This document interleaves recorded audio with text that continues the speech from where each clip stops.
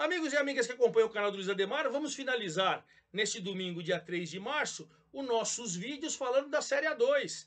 Temos dois classificados já para as quartas de final. Foi a 12ª rodada nesse final de semana, mas o líder São José empatou, está na próxima fase.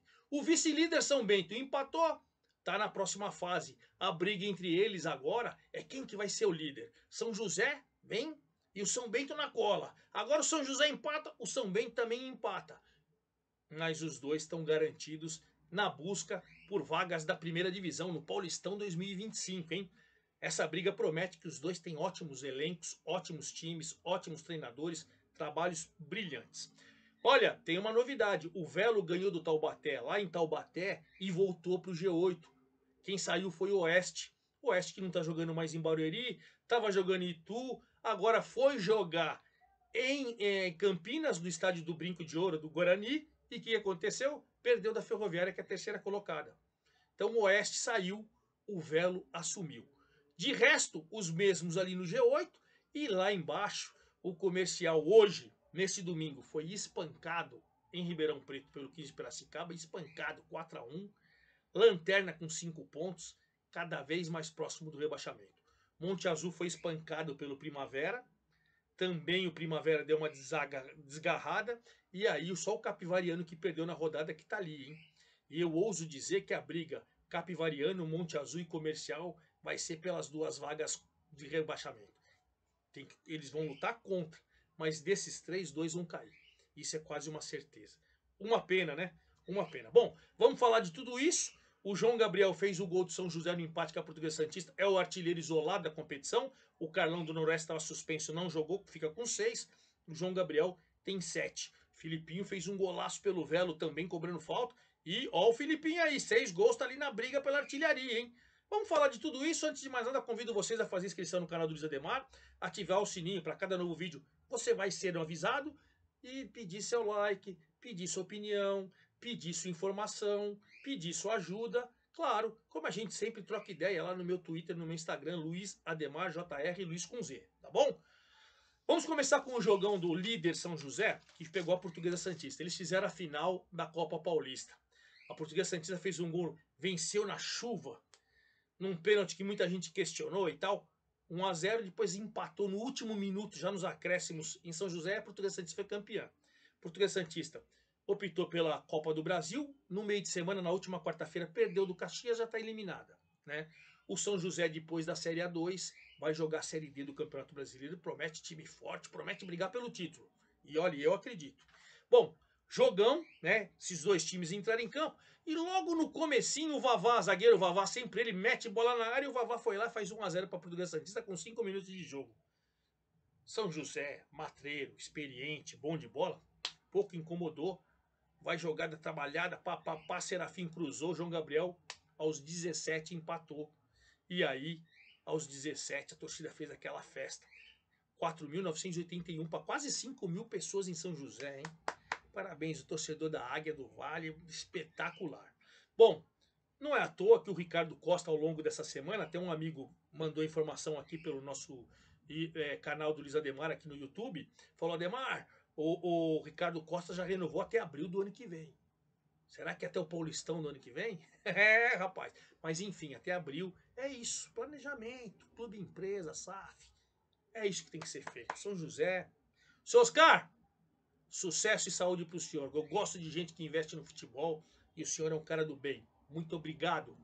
Eu nem sou torcedor de São José, eu torço para os clubes do interior, eu torço para o futebol do interior forte.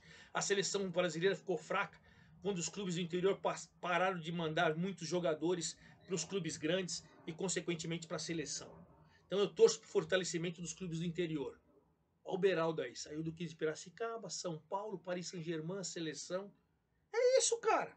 É isso. Interior forte, seleção forte, penso assim. Bom, 1-1 aos 17 minutos. E aí, gente, aquela coisa, né? São José tentando em cima, a Portuguesa marcando mais, a Portuguesa saindo. E aí, no primeiro tempo, um pouco mais equilibrado. No segundo tempo, São José foi para cima, criou mais, finalizou mais. E aí, o Wagner, goleiraço da Portuguesa, garantiu o empate. Wagner fez pelo menos umas 3 grandes defesas ao longo da partida, mas 3 defesas monstruosas e empatou o jogo. Bom, empate, São José segue líder isolado, 26 pontos. A Portuguesa Santista, que esse empate, segue na 8ª colocação com 17, dentro do G8. Hoje, se fosse... Acabou o campeonato hoje, acabou. São José é primeiro e enfrenta a Portuguesa de novo e de volta, porque vai ser assim. Na hora que acabar aqui 15ª rodada, o primeiro joga com o 8º, o segundo com o 7º, o terceiro e de volta. Hoje seria o primeiro jogo em Santos, o segundo jogo em São José. Olha que coisa, né? Mas por enquanto, primeiro São José 26, 8º Portuguesa com 17. O São Bento 25, se tivesse vencido, poderia passar o São José e ser o novo líder. Mas também suou a camisa e com um detalhe. Empatou 1-1, estava vencendo o Noroeste em Bauru por 1-0. Os 48 do segundo tempo, o Noroeste empatou e tirou o São Bento dessa possibilidade de ser líder. Bom, Diego Matias, um chute de fora da área, faz 1-0 para o São Bento. Aos 32 do primeiro tempo, o Diego Matias marcou seu 5º gol também, né? Ele tá ali. Ele tem 5, o João Gabriel do São José tem 7, tá na briga. Camisa 10 do São Bento, bom jogador, bom jogador.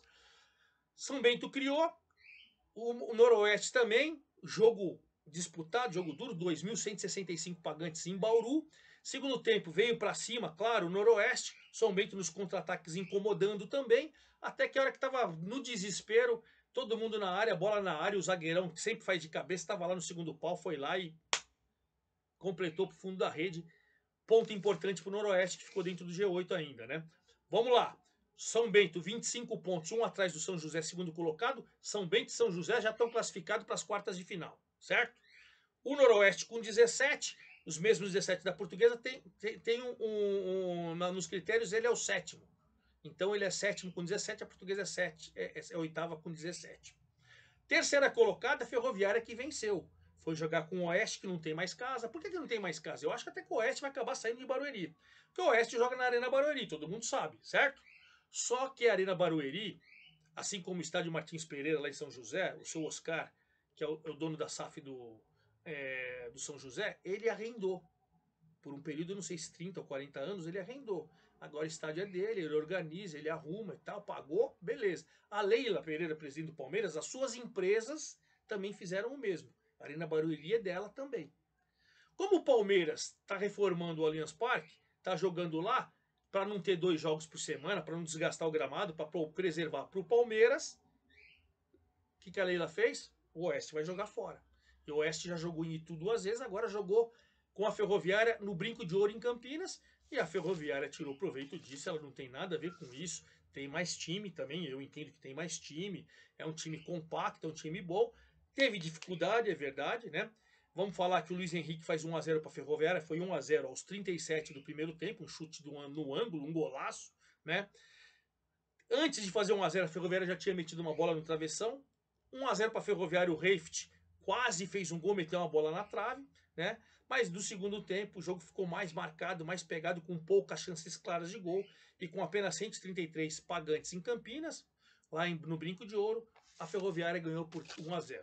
Detalhe, a Ferroviária, terceira colocada com 21 pontos, caminhando para sua classificação, o Oeste com 16 saiu do G8. Agora ele está ali com 16, um a menos que a Portuguesa Santista, um a menos que o Noroeste, um a menos que o Rio Claro, 2 a menos que o Velo. É isso, é essa a situação do Oeste. O quarto colocado é o 15 Piracicaba. Pegou hoje, o jogo foi hoje pela manhã, em Ribeirão Preto, com o coitadinho Lanterna e Comercial que não ganhou de ninguém. É que nem a Matonense, né? A gente está falando na Série 3, não ganhou de ninguém o Comercial. E olha, o 15 espancou no primeiro tempo, fez 4-0 no primeiro tempo. Breno Almeida, um chute no ângulo, 1-0 aos 3 minutos. Maiquinho, chute no ângulo aos 4 minutos, 2-0. O que o torcedor pensa? 1.193 pagantes. O torcedor foi em grande número, hein? Aí o Breno Almeida aos 17, 3-0. O Breno Almeida marcou seu terceiro gol na partida, num cruzamento do Guilherme Teixeira, 4-0. Vai pro vestiário, 4-0 pro jogo. Muita gente foi embora e tal, nem viu o gol do Pedrinho aos 27 do segundo tempo, descontando. Comercial 1, 15 Piracicaba 4. Comercial Lanterna com 5 cada vez, mas ele tem 5, o Capivariano primeiro fora tem 9. A gente só tem mais 3 jogos, mais 9 pontos em disputa. O Comercial só chega a 14. Olha que situação ingrata do Comercial. Vamos ver o que vai acontecer. Já o 15, 20 pontos, segue na quarta colocação, caminhando para sua classificação também, tranquilo. O novo integrante do G8 é o Velo, que pegou, olha, o Taubaté, que frequentou muito tempo o G8 e vem caindo, e ganhou lá em Taubaté, rapaz. E meteu 2-0, tranquilão, tranquilão. Taubaté 6 jogos sem vencer, por isso que desabou na tabela. Vertiginoso, vertiginoso. Filipinho, cobrando falta, fez um belo gol aos 7 minutos. E aí, o que acontece? No próprio primeiro tempo, o Filipinho cruzou e o Júlio Vaz, aos 33, fez 2-0. Taubaté veio para cima, 1.226 pagantes, torcedor em cima, ajudando. Mas aí o Fernando Júnior foi expulso e tal, e o Taubaté perdeu mais uma, enquanto o Velo. O Velo festeja, agora é o quinto colocado com 18 pontos, voltou para o G8, o Velo do Guilherme. E o Taubaté, gente, o Taubaté do Wilson Júnior caiu mais uma, é o 12º com 13 pontos. Já está a 4 do G8. Tá ficando cada vez mais difícil a classificação. Que pena, burro do Central. Que pena, burrão. Que pena, hein?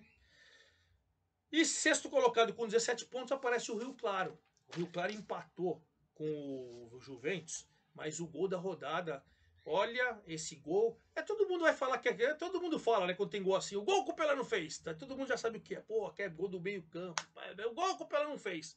Todo mundo fala a mesma coisa, né?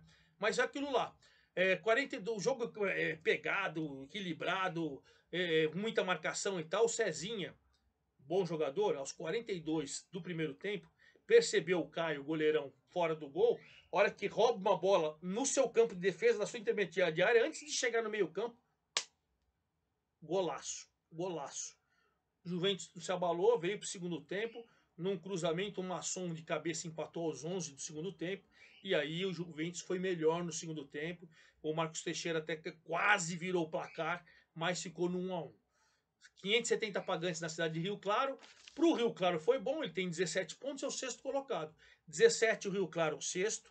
17 Noroeste, sétimo. 17 Portuguesa Santista, oitavo. Certo? Então o Oeste que perdeu, eu falei para vocês, tem 16, está ali na cola. E o Juventus com esse ponto tem 15, também está na cola. Então você vê que o Juventus tem 15, o Oeste tem 16, estão fora, mas tem 3 com 17 e 1 com 18. Então essa briga está muito aberta pelo G8. E digo isso também para o Linense, que assim como o Juventus tem 15, mas nos critérios é o 11º. O Linense fora de casa conseguiu uma vitória diante do Capivariano, 817 pessoas em Capivari, o Capivariano cada vez mais suando contra o rebaixamento, começou bem, e olha, com de virada. O Matheus Mococa fez 1-0 depois de um primeiro tempo, com 38 graus, gente. Olha como é ingrato esses jogos às 15 horas. 38 graus, primeiro tempo que não teve quase nada, porque os caras estão quebrados com aquele sol. No segundo tempo, o Matheus Mococa, num passe do Ricardo, faz 1-0. Poxa, os torcedores da casa começam a festejar. Que nada. O Luan Santos, no cruzamento do Eduardo Menezes, faz 1-1 aos 23. E logo em seguida, num chute cruzado, jogada boa do Orlando Júnior, que joga pelos lados do campo, o Orlando Júnior virou o jogo para o Linense. Virou o jogo, aí o Linense melhor em campo, segurou, foi naquela pressão, naquela abafa, o Capivariano. O Capivariano com essa derrota em casa, 9 pontos, tem 2 a mais com o Monte Azul só. Luta desesperado contra o rebaixamento. E olha, esse ponto pro Linense ele foi a 15. Então ele tem 15, o Juventus tem 15 e o Oeste tem 16. Esses três podem sonhar muito mais, porque eles estão na cola da Portuguesa Santista, Noroeste, Rio Claro e Velo. Né? Para o Taubaté com 13 na 12ª colocação já fica um pouco mais difícil. Já na 13ª colocação, o Primavera pegou o Monte Azul e aí praticamente deu aquela respirada contra o rebaixamento. Meteu uma implacável 4-0 e perdeu 2 pênaltis. Foi 4-0 para o Primavera em cima do Monte Azul e perdeu 2 pênaltis, que o melhor em campo foi o Guilherme Zucconelli. Já jogou até no Corinthians, na base do Corinthians. 4-0 para o Primavera. O Josiel fez 1-0 no primeiro tempo. Aí, na cobrança do Renatinho, o Renatinho cobrou o pênalti e fez 2-0, mas o juiz mandou voltar porque teve invasão. Aí o Renatinho bateu, o goleirão, o Guilherme foi lá e pegou. Terminou o primeiro tempo 1-0. Veio o segundo tempo, o Luciano 2-0, o Wellington 3-0. Novo pênalti. Aí o Patrick Fabiano falou, não, agora é eu que vou bater. Bateu, o goleirão pegou também. Mas no finalzinho o Wellington fez 4-0. Então você vê que para 2.070 pagantes Foi uma goleada contundente. O Primavera passou o Capivariano com 11 pontos, abriu 4 do Monte Azul. Faltam 3 rodadas só. Vai dando uma respirada, né? O Primavera. E o Monte Azul segue na zona do rebaixamento com 7, mas a 2 do Capivariano. Essa briga está aberta. Na artilharia, hoje, isolado agora, é o João Gabriel do São José. O Carlão, que estava suspenso, não jogou, tem 6. Filipinho do Velo tem 6. Aí com 5, o Luan Santos do Linense.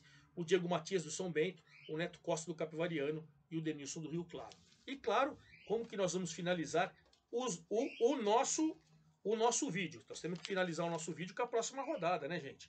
E qual que é a próxima rodada? Deixa eu pegar aqui na minha tabela, porque eu estava com ela próxima aqui, mas não sei onde que ela foi parar. Mas de qualquer maneira eu tenho a tabela aqui da federação. Então vamos pela tabela da federação, embora sempre na tabela da federação o bicho pega, né? Bom, no meio de semana agora, Monte Azul e Capivariano. Olha que duelo, gente. Dia 6 agora, quarta-feira. Olha que duelo. Por que você está falando que duelo? O Monte Azul tem 7. O Capivariano tem 9. Se o Monte Azul vencer, ele sai e coloca o Capivariano. Esse é o jogo de decisão, Copa do Mundo para os dois. Quarta-feira agora, 15 horas lá em Monte Azul. 19 horas em Araraquara, Ferroviária e Taubaté. Ferroviária, terceira colocação. Se o Taubaté perder mais uma, tá fora do campeonato. Tá fora do campeonato. É o tudo ou nada pro Taubaté. E a Ferroviária, se vencer, dependendo dos resultados, ela pode se classificar na quarta-feira, hein? Em Campinas, de novo, Oeste e Primavera. Pro Oeste é vida ou morte vencer para tentar voltar pro G8. E pro Primavera para se livrar de vez do rebaixamento. 19h30 em Sorocaba, São Bento e Linense. São Bento já classificado em busca da liderança e, claro, o Linense querendo entrar no G8. Que belo jogo, hein? Que belo jogo. Também às 20 horas, mas em Santos, a Portuguesa e o Rio Claro. Portuguesa é o 8º com 17, o Rio Claro é o 6º com 17. Quem perder pode sair se o Oeste ganhar. Olha que coisa, ou se o Juventus ganhar, né? Olha que coisa, que jogão, hein? Portuguesa, Santista e Rio Claro. Se não mudar a escala, eu vou estar nesse jogo. Portuguesa, Santista e Rio Claro pela VIT Produções, lá em Santos, quarta-feira. Veremos. 20 horas também, Velo e São José. Velo, 5º colocado, o líder invicto São José primeiro. Que jogaço em Rio Claro, hein? 20 horas em Ribeirão Preto, Comercial e Juventus. Se o Comercial perder, um abraço, caiu. E o Juventus, se vencer, dependendo dos resultados, ele pode entrar no G8.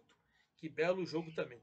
Eu acho que esse jogo de quarta-feira do Comercial tá indo para quinta. Se a minha mente não tiver, acho que nós teremos 9 jogos, dos 8 jogos, 7 jogos no quarta. E acho, como eu não tô com a minha tabela nova aqui, eu tinha anotado, eu não sei se tá por aqui, eu acho que tá por aqui, gente. Desculpa, tá por aqui sim. Então, é isso mesmo, tá vendo? Quinta-feira foi. Comercial e Juventus foi para quinta-feira. Eu vi aqui na tabela da federação, mas eu já tinha feito a correção.